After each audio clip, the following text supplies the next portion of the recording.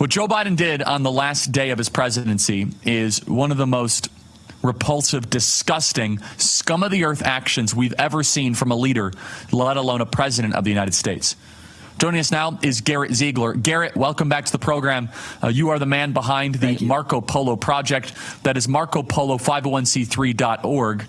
In some ways, Garrett, this is a vindication because you've been saying the whole family was involved in this stuff. They said no, and they were so worried that he needed to pardon his whole family. We're going to have another guest on tomorrow, Andrew, about Fauci and Milley, because we also need to address that. So I don't want to do that with you, Garrett. That's a whole separate category.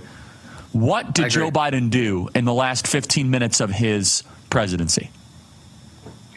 Well, it was astounding. I went and looked at the PDF document that the pardon attorney at the DOJ put out, and it said that the pardon for Sarah Biden, which is his sister-in-law, Jimmy's wife, his sister Valerie, her husband John, and both of his brothers, Jimmy and Frankie, was signed on the 19th. But that PDF only was released on the website at 11:30, right when, even after the motorcade had arrived at the Capitol. What this means is, and I'm not sure we're going to find it in FOIA because the executive office of the president isn't subject to FOIA, number one. And number two, I think it was a phone call. They made sure, they deliberately told the pardon attorney, do not put this online until 11:30 because he signed both Milley and the J6 scammers on the 19th as well. But he specifically told them not to publish this till 11:30 a.m. with 30 minutes left. You know, the funny thing is, Charlie, we don't have Valerie or John from the laptop. I'm not saying they didn't commit crimes. Of course they did. Joe pardoned them. But on the laptop itself, his sister Valerie and her husband John, there's no evidence of criminal activity by them on the laptop. What this means is there's a lot of scummy stuff, lobbying, unregistered lobbying. But that means that Joe is aware of things not on this laptop, which means it's not in our report, that they did.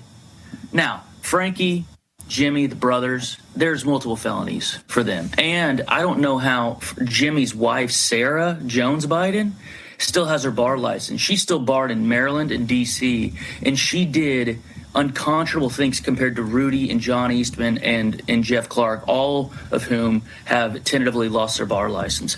So I think it is a vindication, number one. But number two, I wanted to talk about the time frame. Hunter got January 1st, 2014, complete federal immunity to December 1st of 2024. Incredibly, his siblings got even more than that. His siblings got up to January 19th of 2025, just 3 days ago. So that means that they are all of his family members, his son and both of his brothers and sisters, his brother-in-law and sister-in-law, 6 individuals, received more time in terms of federal immunity than even Richard Nixon, twice the length. I just figured out the number of days that Richard Nixon got it for. August 9th.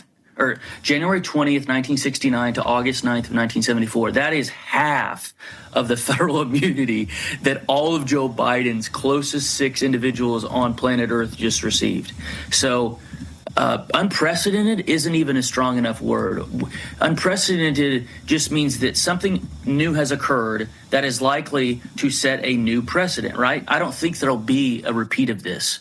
This will be a one-off. I don't think they'll receive any. So, Garrett, let's take a step back. I got to slow us down a little bit. I read the pardon. I didn't know who half these people were.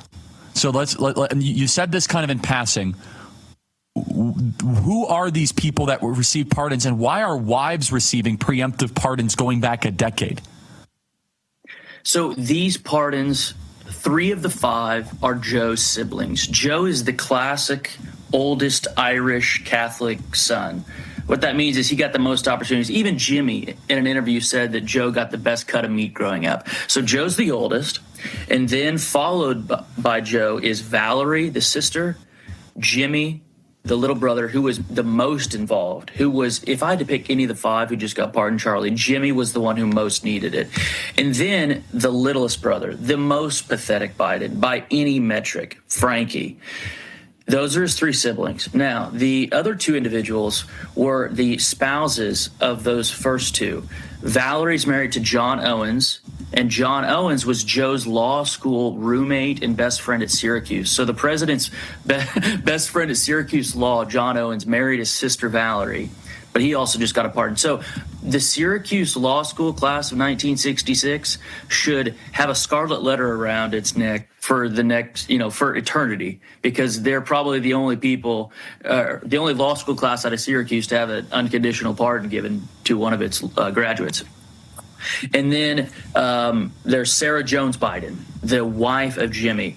Like I said, the only 3 of these 5 individuals do we have evidence from the laptop of engaging in criminal activity. That means that Joe is aware, in the case of Valerie and John Owens, of criminal activity that they engaged in outside of the laptop. So there's stuff that and only Jimmy and Sarah have been contacted by the congressional committees. They're the only ones who Comer and folks wanted to talk to. So that means that Frankie and all these other 3 individuals, they know something that the public still doesn't know. And, there are 2 other laptops that belong to Hunter, which we go into on our report, that we don't have access to. One of which was picked up by the DEA in their raid of Hunter's psychiatrist, Keith Abloh. And the other was stolen by Russian drug dealers in Vegas. So the compromise is still out there. We just have one of the 3. So maybe that the pardons for Valerie and John are because of conduct captured in some of those other laptops. So again, he didn't even have the courage to release this on the morning of the 19th. He didn't even. Nope. He thought this was so egregious that he didn't even put it up with Fauci and Miller. See, this was actually the correct. This was the correct analysis. They knew that if President Trump knew about this before his inaugural, he would have mentioned it in the inaugural, and that he would have turned around and would have been like, "Shame on you," and it would have been one of the greatest moments in American history. They knew it. No, this is where the Biden team said, we have to post this on the website as Trump is taking the stage. And, I mean, you got to give credit to the Biden team. If you're going to sneak it in, you do it that way. But they were so petrified of a public humiliation, of which it would have been warranted, right?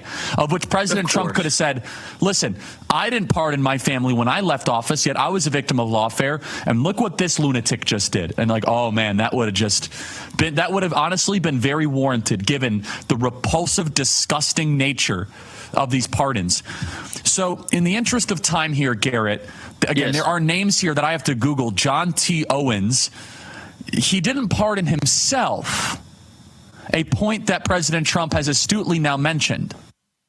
Yes, I watched the interview last night with Hannity. I thought it was great. And Trump is right on the money. And it's the reason, by the way, why we dedicated 3 years to this. It's not just because Jimmy is a criminal and a money launderer. That is borne out by, number one, the pardon, number two, the conduct on the laptop. It's that this was a RICO operation. So Joe was the unindicted, not just co-conspirator. Joe was the unindicted leader of the RICO conspiracy, and they were monetizing in, I think the RICO statute is 18 USC 1961. In that federal statute, he is the valuable asset being monetized. He is the human equivalent of, the cocaine trade in Colombia in the 1970s. I know it sounds crass, but that is literally what they were doing. Valerie Biden, one of the 5 individuals, his sister, his best friend, according to his biographers, she was the manager of every single campaign for Joe in the Senate, all 6 of them. And she was the manager for his failed presidential campaigns in 2008 or in 1988. So that means that every vendor that Joe Biden ever used in campaigns, all that money was funneled to Valerie's political consulting firm called Joe Slade and White. So this isn't the case of an innocent spouse, right?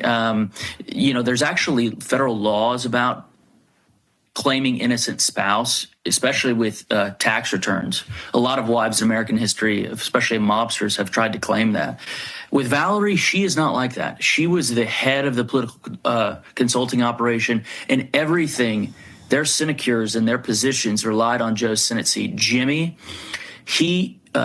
and again, I'm not for necessarily everybody going to college, of course, but Jimmy has no practical skills either. It's one thing if you don't go to college, right, and you're You have street smarts. You're quick-witted. You don't need it.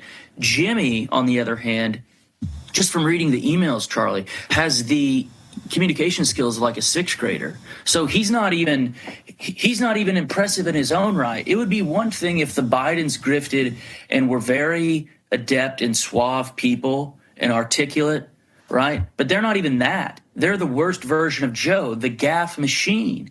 So that makes it that ups the ante and makes this thing even more of a comedy, because it's one thing to be corrupt but impressive. They're not even impressive. And the only reason why we know so much of their criminal activity is because the smartest man Joe says he knows left the laptop at a repair shop. So they have no one else to blame. And of course, even their pardons, even Jimmy's pardon, Sarah, Valerie, John, Frankie, and Hunter's, has not stopped them from dropping their lawsuit against us.